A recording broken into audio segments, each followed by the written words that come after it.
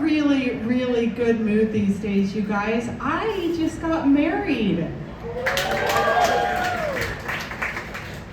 I met the cute, smart, and funny Dr. Wonderful in 2019, and you guys, I just feel so lucky. I mean, sometimes I feel like maybe I found the only man online who gives a lot of drugs instead of, taking a lot of drugs. I kind of feel like I found a Fabergé egg at a garage sale. You cannot believe some of the things he tells me about that happen at work. The other day, they brought in a mentally ill prison inmate. This guy had swallowed the bottom half of his shoe. Can't make that shit up, no way. And nobody could budge the thing, but guess what? Dr. Wonderful saved the day. I don't know how he did it. I don't know if it was I don't know how, I don't care. He got the thing out. And you worry with doctors that they're gonna start to think that they're all that and get kind of a God complex. Have you guys heard of that? And I feel like now that he has saved a man's soul,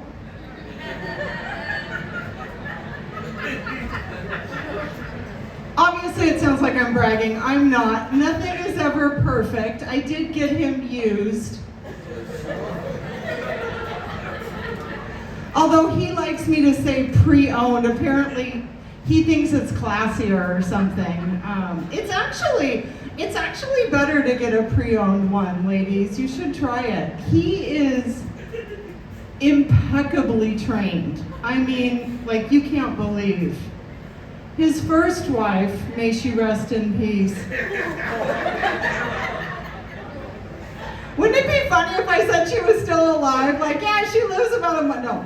May she rest in peace, his first wife, she was Japanese, so I have some really small shoes to fill.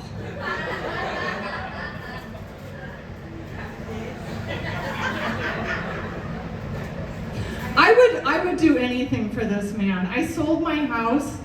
I rehomed my cat. Yes, that is love. I've become a morning person. I had no idea how much time I was going to be spending on my knees. Or actually that he was even religious. He didn't mention that. There are limits, of course. There are things I won't do. I'm not going to play doctor with him. He might find something. And let's be clear, playing doctor with an anesthesiologist would be really, really stupid. I mean, that would be kind of like swinging by Cosby's house late at night with a bottle of wine, looking for some career advice, I think we all know the point of foreplay is not to be put to sleep feeling nothing, right? He did want to know if when we got married if I was going to take his name, so apparently I need to start introducing myself as Tom. He came preloaded with all kinds of great features, like a pre-owned car. He has a townhouse. The last time I got something that came with a townhouse, it was a Barbie, and I was 7. He has 2 amazing daughters. Girls are so cool. They call to check in on us, and they smell good. They're kind of like human air fresheners. I'm like, you guys just go wherever the boys are going and try to cancel them out. What that means, though, is that we now have 4 children in their 20s. So we are always out of beer. Don't even bother looking. Yeah. Some of you guys look like you're in your 20s. Do we have people here dealing with 20-somethings? No. We have people here that are being 20-somethings, like all of you all. Listen, I'm a mom, okay? So if any of you guys need a ride home or a snack or anything, I have some perfectly good raisins in my purse. I know, it's a hard time for you guys, isn't it? Like, when you're in your 20s, you're kind of in between worlds. Like, sometimes you're like one of the kids, and sometimes you're like one of the grown-ups. My sons say things to me like, "Stop treating me like I'm a baby," and "Hell yes, I want an Easter basket." There is nothing creepier that you can ever see than a hungover, bearded dude standing in your living room first thing Easter Sunday morning holding a sparkly basket of eggs. I quite frankly wish that I could unsee that.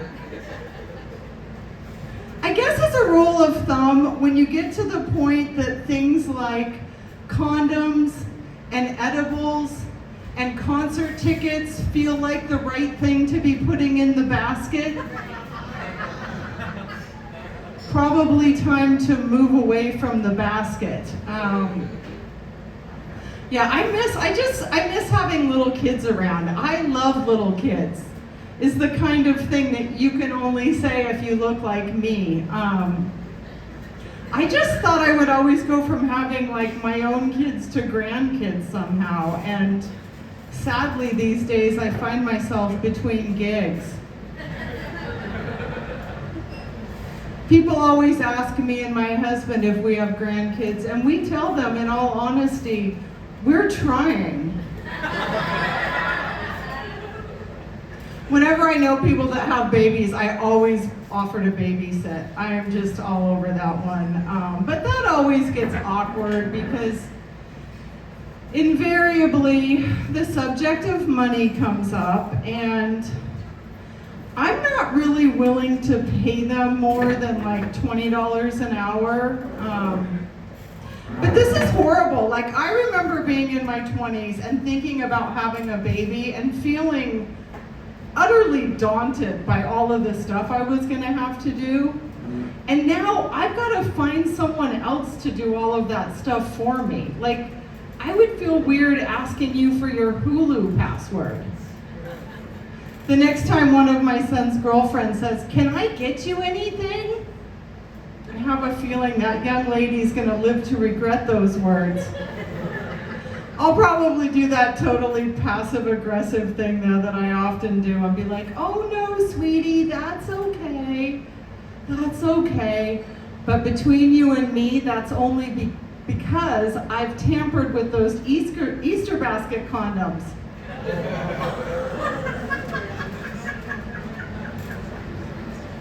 I'm not going to feel bad for asking this from my kids. It's one little thing.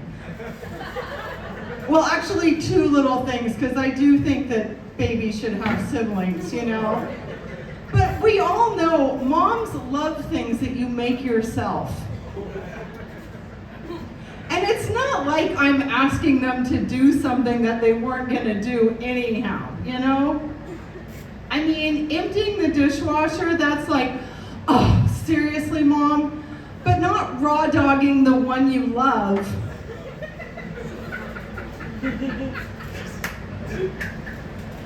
I know my boys are capable of commitment because they just got matching tattoos. And don't worry, I'm not going to do that thing that moms always do and act like they've vandalized something that I worked really, really hard on. Although, come to think of it, that's pretty much what happened.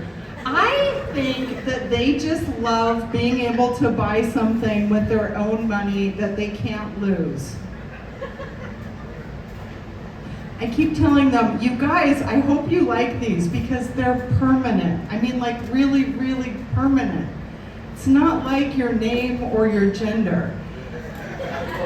You're stuck with this, you know? I don't think I could do it for two reasons. Anytime I've tried to do something really cool and trendy, it's always backfired on me. And I think the reason for that is that I always want to get the best deal on things. The other day I saw this guy on social media who had gotten a tattoo and he had ended up with no regrets. That would be me. I think I would be the lady with regrets. Especially when I found out about the return policy. There is one group though that I think should all have ink, and that is really, really old people. Now hear me out, couple of reasons. Well, not just because their skin is like paper, which it is, but they won't be around when the trend passes. And what's more, they forget so much. Some of the stuff that they forget is like medically important.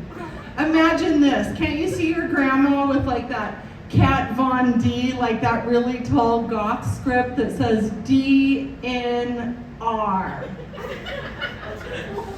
Or like your grandma could have that really pretty calligraphy that says, if I've fallen, I can't get up. You could do checklist for stroke. You could have your kids' names and birthdays. My dad could have totally used that. He could never remember our birthdays because we weren't boys. It's true. The funniest things are true, okay? I can either cry or tell jokes about it, so you're welcome. And you know, like, what about, let's say these really, really old people didn't do the best job preparing for their retirement. You could sell ad space. When you have fallen on the sidewalk and broken your hip, that switch to Geico and Save message could be getting literally hundreds of views. And we've got to get creative. I mean, I don't know, maybe you guys have your retirement all planned out, but most of us don't. We've got to get creative if we're going to have any money in our later years. The other day I saw a truly inspirational story about a 65-year-old dominatrix who's been charging men $150 an hour to clean her house. That's what I'm talking about. I'm not gonna copy though, because that's sleazy, and I don't think I could do the stilettos. That would be hard for my back, but the best thing that I've been able to figure out is to get like 100 people to all pay $30 to listen to me just rant about whatever on stage. So again, you're welcome. I just want to say one last thing, and that is that I'm really, really tired of hearing women always complain that men only want one thing. I mean, it would be great if they were into crafting and farmers markets and all of that, but where's the gratitude? I think we should be grateful for what we have while we have it. Ask yourself this. What if men suddenly stopped wanting that one thing? Like, would we ever see them again? Maybe at class reunions or in the grocery store? Would anybody other than our grandmother ever take us out for dinner? And what exactly is going to be the plan if we have a clogged drain or a rodent issue? I'm just saying, ladies, we should appreciate it while we've got it. And I personally do not think that men only want one thing. I strongly believe that men want two things. I think that they want you and your hot friend Ashley to come back to the house a little later for a three-way pile-up. And I don't think I could do it. To me, it would feel like multitasking, and I'm a horrible multitasker. Like, I would suck. The wrong thing. Or I would drop balls, you know, at the very least. And you know what, you guys, if I want to disappoint multiple people at one time, I can just have dinner with my family. You guys have been great. Thank you for having me.